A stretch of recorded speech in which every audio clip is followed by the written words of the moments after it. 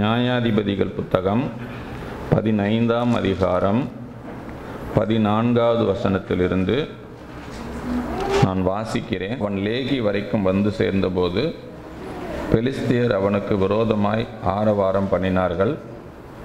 அப்பொழுது கர்த்தருடைய ஆவி அவன் மேல் பலமாய் இறங்கினதினால் அவன் புயங்களில் கட்டியிருந்த கயிறுகள் நெருப்புப்பட்ட நூல் போல் ஆகி அவன் கட்டுகள் அவன் கைகளை விட்டு அருந்து போயிற்று. உடனே அவன் ஒரு கழுதையின் பச்சை தாடை எலும்பை கண்டு தன் கையை நீட்டி அதை எடுத்து அதனாலே 1000 பேரை கொன்று போட்டான். சிம்சோன் என்ன பண்ணிட்டாங்க? எதிரிகிட்ட ஒப்படைக்கிறதுக்காக கட்டிட்டாங்க. கையும் கட்டப்பட்டு செயல்பட முடியாத ஒரு நிலைமையில் இப்போ பெலிஸ்தியருக்கு ஒரே கொண்டாட்டம். ஏன் சிம்சோன் பெண்ணாயிட்டாரு? ஆமாம், கவனிங்க. நீங்கள் ஒரு ஆவிக்குரிய ஒரு பிள்ளை எப்பெல்லாம் கட்டப்படுகிறீர்களோ அப்பெல்லாம் பிசாசு ஆர்ப்பரிக்கிறான். வியாதினாலே நீங்கள் கட்டப்படும் பொழுது பிசாசு ஆர்ப்பரிக்கிறான். சமாதான குறைவு என்கிற கட்டினாலே நீங்கள் கட்டப்படும் பொழுது பிசாசு ஆர்ப்பரிக்கிறான். கடன் என்கிற சூழ்நிலையிலே நீங்கள் கட்டப்பட்டு இருக்கும் பொழுது பிசாசுக்கு ஒரே கொண்டாட்டமாக இருக்கிறது.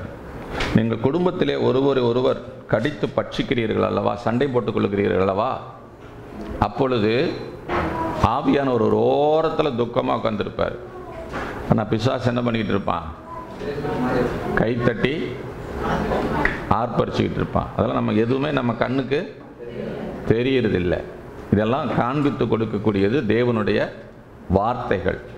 இங்கே சிம்சோன் கட்டப்பட்ட உடனே தேவனால் பயன்படுத்தப்படக்கூடிய ஒரு மனிதன், தேவ ஜனங்களை விடுவித்து பாதுகாக்க வேண்டிய வழியில் நடத்தக்கூடிய ஒரு மகன் கட்டப்பட்டு இருக்கும்போது பெலிஸ்தர் என்ன பண்ணுறாங்கங்க? ஆராதனை செய்கிறாங்க, ஆர்ப்பரிக்கிறார்கள். ஆராதனை செய்யல, என்ன பண்ணுறாங்க? கொண்டாடுறாங்க. நம்ம பார்த்து மற்றவர்கள் என்ன பண்ணணும்? எப்படி இப்படிப்பட்ட வாழ்க்கை வாழ்றீங்க, இதில் என்ன ஆச்சரியம் இருக்குது அப்படின்னா அதிசயப்பட வேண்டியவங்க, ஆச்சரியப்பட வேண்டியவங்க, திகைச்சு நிற்க வேண்டியவங்க இப்போ என்ன பண்ணுறாங்க? சில நேரங்களில் நம்முடைய வாழ்க்கையில் அப்படி நம்ம பிசாச கூட்டத்தை நம்ம ஆர்ப்பரிக்க வைத்து விடுகிறோம். ஆனாலும் ஆண்டவர் நமக்கு உதவி செய்ய வல்லவராக இருக்கிறார். நீங்கள் பயப்பட வேண்டிய அவசியம் இல்லை. ஆமாம், பாருங்க, அங்கே ஆரவாரம் பண்ணும்போது கர்த்தருடைய ஆவியானவர் அவன் மேல் பலமாக இறங்கினார். அந்த வார்த்தை ரொம்ப முக்கியம். எப்படி இறங்கணும்? பலமா. கர்த்தருடைய வார்த்தை வல்லமை இறங்கணும். ஆவியானவருடைய வல்லமை பலமா இறங்கணும். ஆமென். ஆமா, அன்னைக்கு வந்து போற ஆவியானவரே எப்படி இறங்கினாரா? பலமா இறங்கினாருன்னா இன்னைக்கு நிரந்தரமா உங்க கூட தங்கி இருக்கிற ஆவியானவர் இன்னும் பலமா இறங்குவார். ஆமென், அல்லேலூயா. பலமா இறங்கின உடனே நடந்த சம்பவம் என்ன தெரியுமா? ஒரு நூலை எப்படி நீ நூலில் உங்களை கட்டினா நீங்கள் என்ன பண்ணுவீங்க? பிள்ளைங்க சில நேரத்துக்கு விளையாடும் பாருங்க. நம்மளெல்லாம் கட்டுறேன்னு சொல்லிட்டு நூலில் என்ன பண்ணிக்கிட்டு இருக்குங்க? கட்டிக்கிட்டு விளையாடும். அப்போ என்ன பண்ணுவீங்க? நீங்கள் அறுத்துடுவீங்க பத்தனை. ஆனால் சில நூறு நைலான் நூலாக இருந்தால் நீங்கள் அதை கூட என்ன பண்ண முடியாது, அறுக்க முடியாது. அந்த நூல் நெருப்புப்பட்ட நூல் போல அப்படியே கயிறு என்ன பண்ணுறாருங்க? அறுத்தறியக்கூடிய பலன் பரிசுத்த ஆவியானவர் மூலமாய் அவனுக்குள்ளே வந்தது. அப்ப நீங்க உங்க வாழ்க்கையில இப்போ என்ன விதமான கட்டுகளுக்குள் இருந்தாலும் இந்த ஆவியானவருக்கு நீங்க இடம் கொடுத்தீங்கன்னா ஆவியானவர் உங்களுடைய கட்டுகளை உடைப்பார். அல்லேலூயா.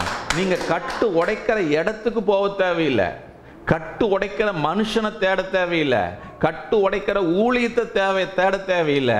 கட்டு உடைக்கிற ஆவியானவர் உங்க கூட இருக்கிறார். இது தெரியாததுனால தான் நாம் என்ன நினைச்சிட்டு இருக்கிறோம்?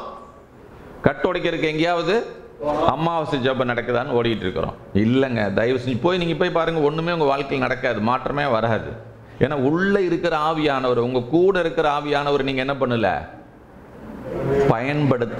பயன்படுத்தல. தயவு செய்து இப்ப ஆவியானவர் எங்க இருக்கிறாரு?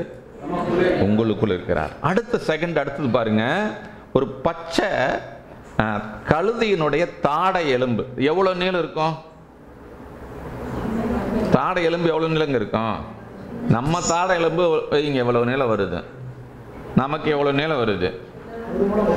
கழுதைக்கு ஒரு இவ்வளவு நீளம் இருக்குமா? குதிரைக்கே இவ்வளவு நீளம் தான் இருக்கும், அதை விட கொஞ்சம் கம்மியாக தான் இருக்கு. இதை எடுத்து ஒரு ஆயுதமா வச்சுக்கிட்டு 1000 எதிரிகளை என்ன பண்ணிருக்கிறாருங்க, அவரு கொன்று போட்டார். அன்னைக்கு அந்த அவர் சொல்றாரு, ஒரு பச்சை கழுத தாடை எலும்புனால கர்த்தர் ரட்சிப்பை கட்டளையிட்டார் அப்படின்னு சொல்றார். ஆமென். சின்ன ஆயுதம். என்ன ஆயுதம்? ஆமா. இங்க ஒரு தட்டு தட்டுனா அது என்ன ஆயிரும்? உடஞ்சு போகக்கூடிய ஆயுதம், பலன் இல்லாத ஒரு ஆயுதம். ஆனா அது அவனுடைய ரட்சிப்புக்கு காரணமா இருந்துச்சு. அப்போ நான் உங்களுக்கு என்ன சொல்றேன்னா, இந்த ஆவியானவர் உங்க மேல இறங்கும் போது, இந்த பரிசுத்த ஆவியானவர் நீங்க சார்ந்து நிற்கும் போது, உங்களுக்கு பெரிய வல்லமையான ஆயுதம், வல்லமையான படிப்பு, வல்லமையான காரியம் எதுவுமே தேவையில்லை. சிம்பிளான காரியத்தை வச்சு கர்த்தர் உங்களுக்கு ஜெயத்தை கொடுப்பார். சிம்பிளான காரியத்தை கொடுத்து உங்களுக்கு வருமானத்தை கொடுப்பார். சிம்பிளான காரியத்தை வைத்து உங்களுக்கு பெரிய சுகத்தை ஆண்டவர் கட்டளையிடுவார். சிம்பிளான காரியத்தை வச்சு உங்க கடனை உடைப்பார் ஆண்டவர். ஹல்லேலூயா. இதுக்கு அப்படி படணும் இப்படி ஒண்ணுமே தேவையில்லைங்க. உங்களுக்கு தேவை, உங்க மேல கர்த்தருடைய ஆவியானவர் பலமா இறங்கணும். ஹல்லேலூயா. அப்ப பலமா இறங்கணும்னா நம்ம என்ன பண்ணணும்?